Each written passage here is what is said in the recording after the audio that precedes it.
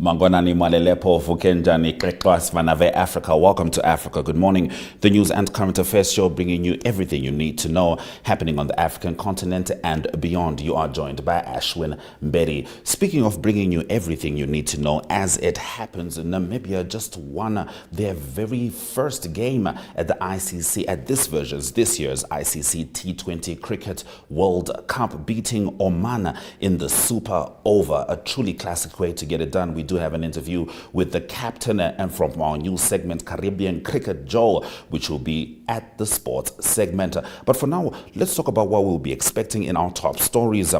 Ramaphosa urges unity as ANC loses majority in South African election. Zambian ex-First Lady arrested on fraud charges. And Sheinbaum declared winner of Mexico election. And she is said to be the first female president. That is as of this morning. Stay with us. Top stories after the break. Neo Paints has established a 67-year Namibian legacy, creating personalized paint solutions that blend quality and innovation for the Namibian people. We pride ourselves in being a 100% Namibian-owned company, investing in our country and our people by employing and empowering true Namibians. With every brushstroke, Neo Paints commits to our quality guarantee and always delivering a coat of excellence. At Neo Paints, we always stay true to our country. We are as Namibian as you.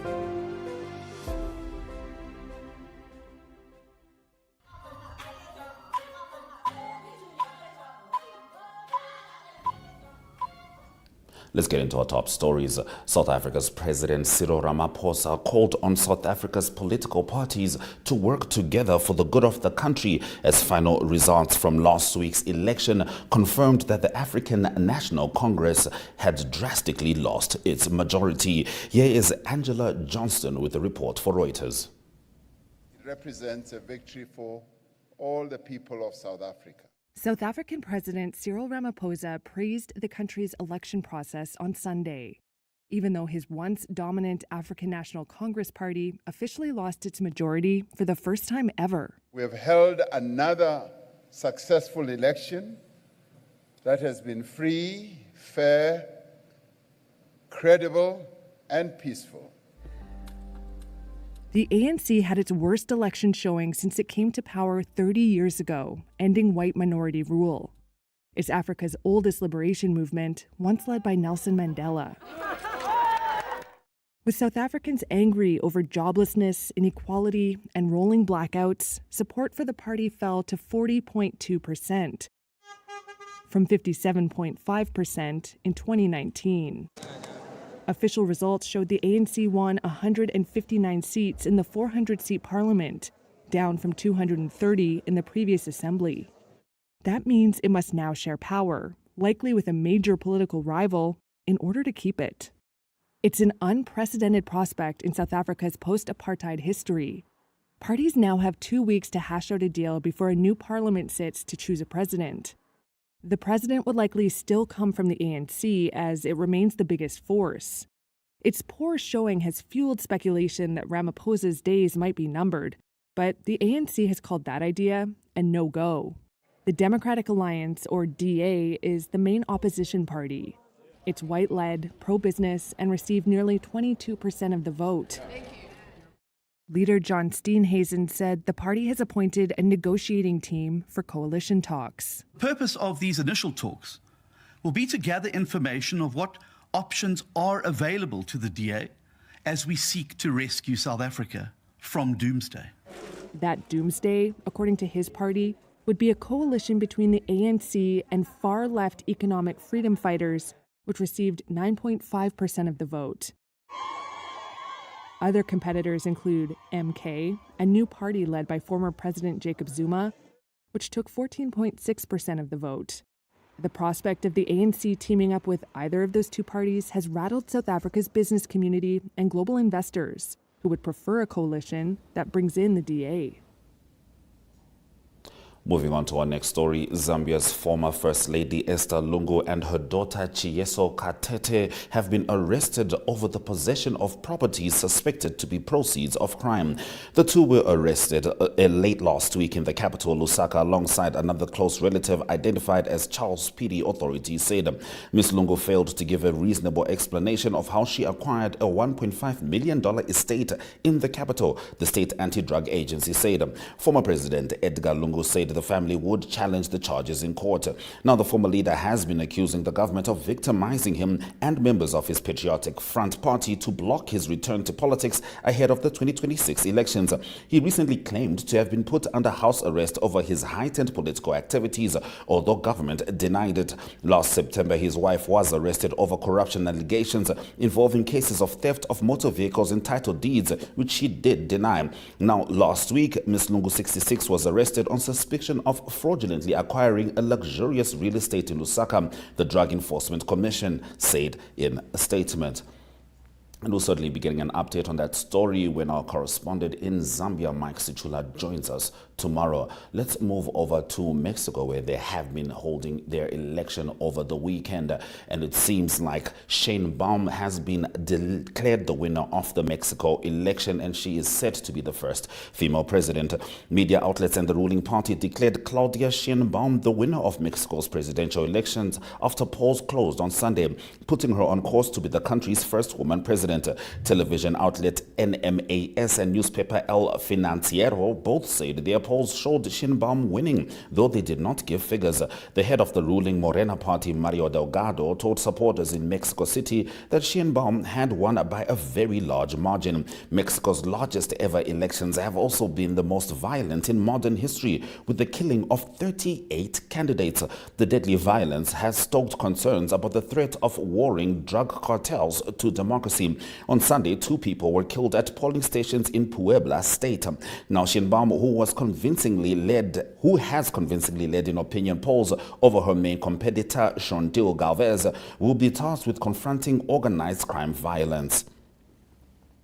Let's move over to Morocco. The Sankina forest on the outskirts of Kentira, about 45 kilometers north of Rabat, is a favored spot for picnicking families who enjoy barbecuing under the shade of trees. Now, the 150-hectare park sees between 5,000 to 10,000 visitors daily, many of whom bring raw food to cook on site.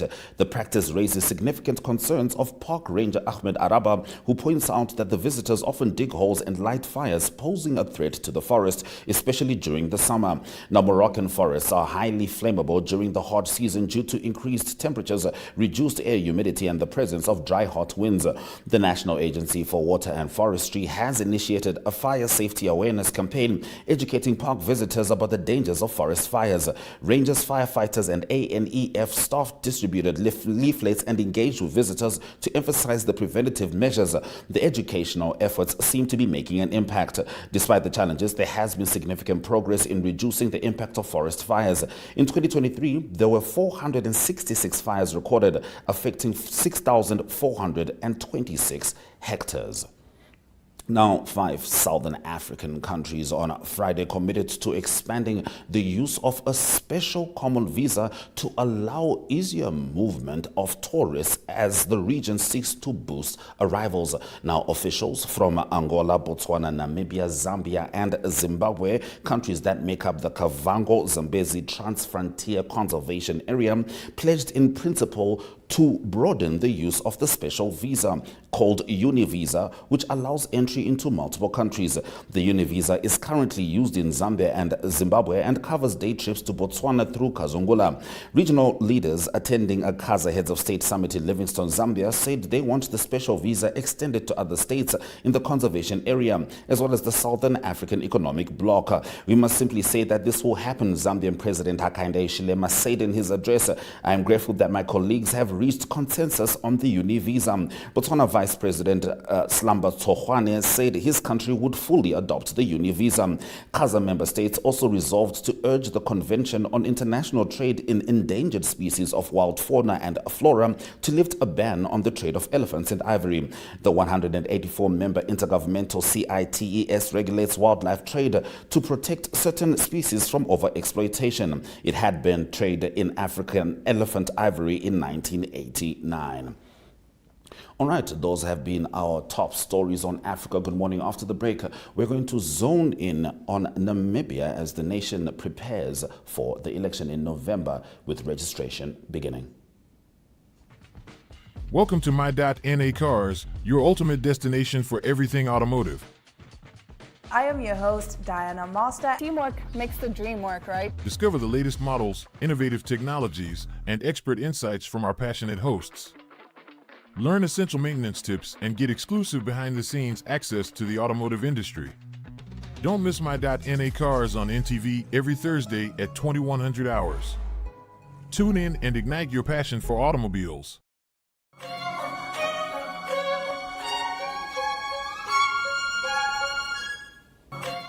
So as I said, Namibia is preparing for elections in November. Now, the regional electoral officer in the Kavango West, Paulus Sefire, says the region is in the process of finalizing the deployment of 132 registration of officials to different constituencies within that region.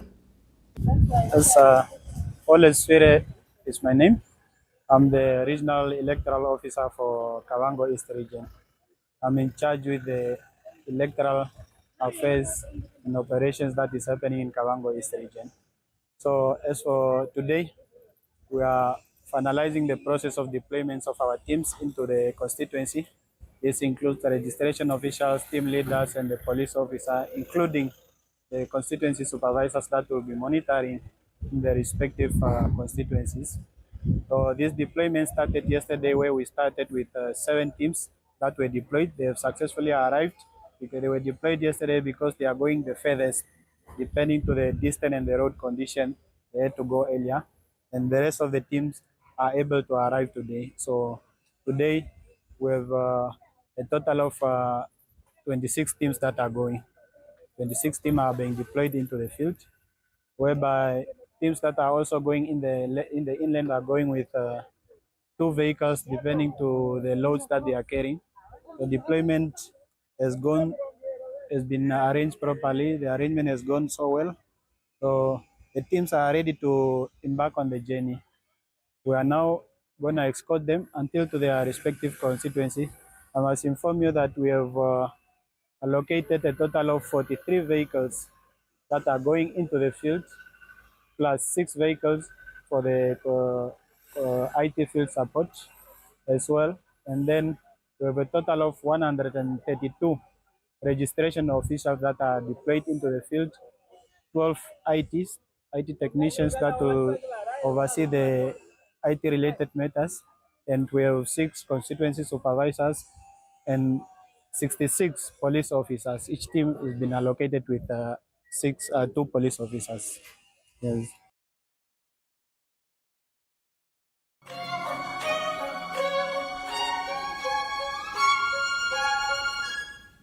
We will certainly be keeping an eye on the Namibian election, and in economic news, however, we will be talking about how the South African election might be affecting the economy and the attitude of investors at this time, particularly as they all seem to be needing a coalition for leadership to be possible in that country. But prior to that, as you can see, the polo neck is back right under the jacket. It's very chilly in Windhoek. Let's have a look at the weather predictions for Southern Africa.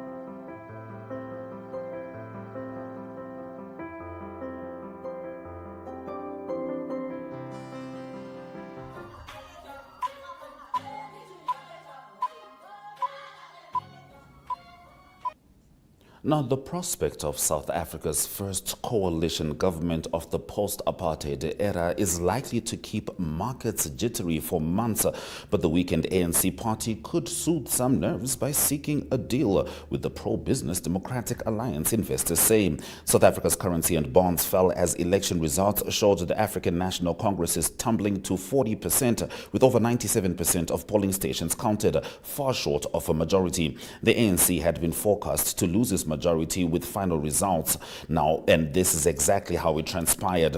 Now, the scale of losses has blown the door wide open for a myriad of political outcomes that could shape the economic and fiscal trajectory of Africa's most industrialized nation for years to come. We are right in the area of most uncertainty in terms of what the makeup of the government is going to be, said Kieran Curtis, an asset management firm member in London.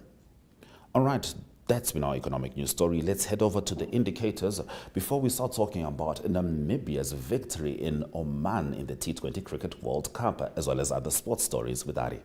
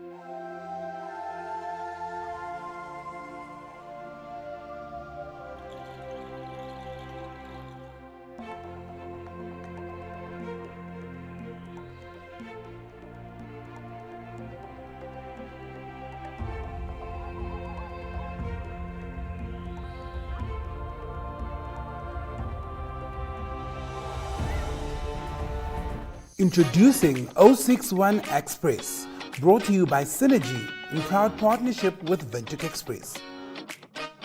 Here's your chance to make your voice heard to celebrate the businesses that make Windhoek exceptional. From your favorite coffee spot to the salon that always gets your style just right. It's time to shine a spotlight on the gems of our city. Over the next 8 weeks, it's your chance to vote for your favorites to recognize the best of the best. Nominations open on the 25th of April and close on the 5th of May. To nominate your favorite business, simply save this number, 085-785-6231, and WhatsApp #061Express or scan the QR code below and follow the on-screen instructions. By nominating your favorites, you're not only supporting local businesses, but you also stand a chance to win your share of 50,000 Namibian dollars in cash. The voting process will be the same as the nominations process, using the Synergy chatbot and the #061Express. Voting opens on June 5th and closes on June 23rd. Make sure to cast your vote for the best of the best. The winners will be announced on June 28th. 061Express, celebrating the heartbeat of Windhoek. Get ready to make your mark.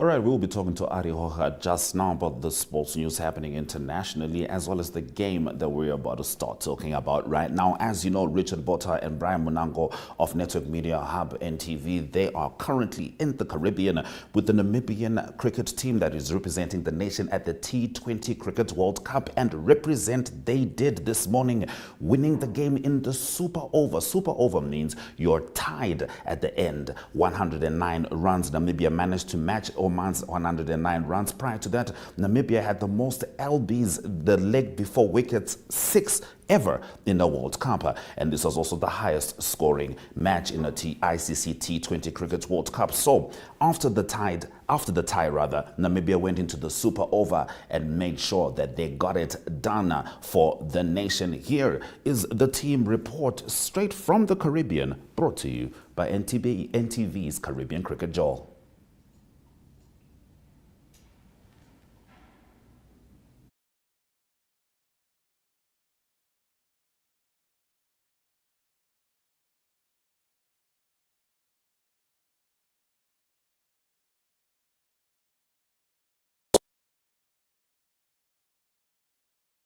We scampered a single to go into the super over, and then from there, I think, I was just in the zone from there. I wanted to rectify my mistakes. I wanted to go in there and be the guy to put in the big performance. And luckily for me, the team entrusted me with that role. And I knew if with the batting the super over, if I got 1 or 2 early bounties, I could put them under pressure, and then we could try and just take it out of their reach.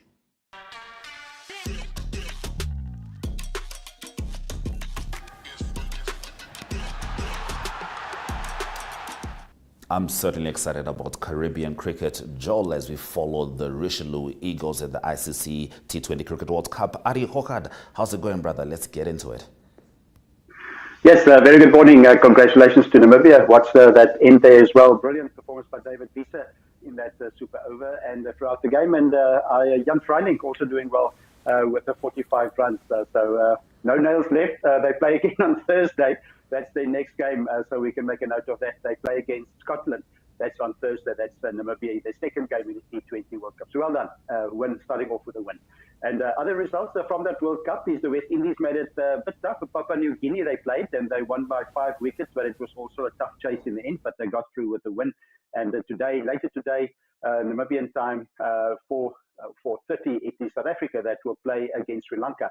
And on a drop-in pitch in New York. So that's going to be interesting what that pitch will do. So we'll follow that as well. World Cup cricket in the Caribbean.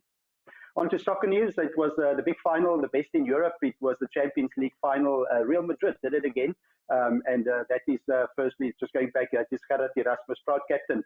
We need to talk about him. But that is the winners. That is Real Madrid. They the winners. They beat Borussia Dortmund by 2-0. And they did it for the 15th time. So they have many of these titles. And it was 2 late goals, Dani Carvajal and then Vinicius Jr. Vinicius Jr. scoring late in the game for the 2-0 win for Real Madrid over Borussia Dortmund. On to some rugby news. There were big rugby that was played in the United Rugby Championship, the last round-robin games. So now it's all set for the quarterfinals. In the quarterfinals, it will be the Bulls that will play at home. They have a home game against Benetton, and that is after they beat the Sharks by 26 points to 14. That's the Bulls in action against the Sharks. And then also the Stormers beating the Lions 29-24. So those are the 2 teams going through 2 quarterfinals. The Stormers need to travel. They travel to Glasgow Warriors for their game. And that's the winners of the South African Shield, the Conference Shield. That was the Bulls there in action, and that's the Stormers in action against the Lions in Cape Town. So all to play for this coming weekend, the 2 South African teams in the quarterfinals. The Bulls looking most likely to go through, playing at home against Benetton. So we hope that there's going to be a winner again for South Africa in the United Rugby Championship. Yes, indeed, Arrie. Sorry about that, Arrie. Our time is out. We're going to have to leave it there. Good thing we're neighbors, so, it's okay if we stick to Namibia and South Africa and a little bit of Madrid to spice it up. Thanks for the sports news, brother. Yes, a big pleasure. And we are 100% behind Namibia in this World Cup cricket. May they do well against Scotland. Bye-bye. Absolutely, Namibia all the way. Highlights after the break.